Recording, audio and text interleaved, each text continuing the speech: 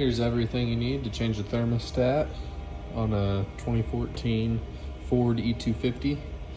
So the parts you'll need is this part number for a thermostat, this part number for your O-ring, which are sold separately. Need pliers, your hose pliers, Scotch-Brite pad, flathead. You'll need a 7, 8, and a 10.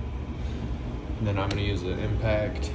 You'll need this if you decide to make it a clean job and use a jug and a hose. And then you also need a Phillips head to take the cowl off.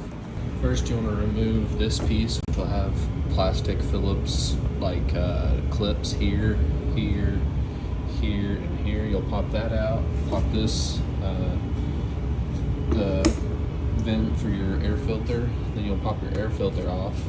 And it's held in by two 8mm on the front and 2 on the rear. And then you'll pop this hose off with a 7mm to pop that clamp off. And then you'll pull it all out. Then you'll be looking like this. Then you'll want to undo the coolant reservoir, and just so it can drain faster. And then you'll hook you a hose up to the bottom of that drain valve there, and you can run it into your jug. I think it'll take about 2.5 gallons, so it can be a pretty mess-free job.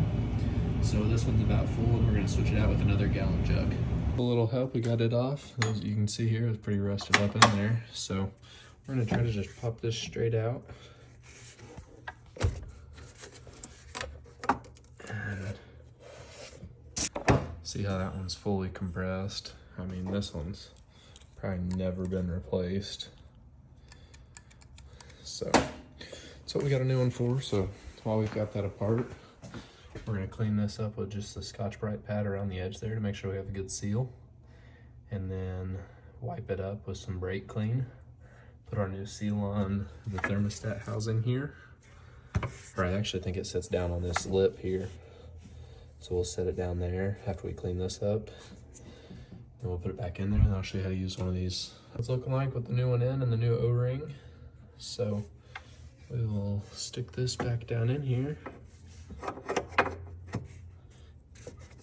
That makes it way easier than just popping those off.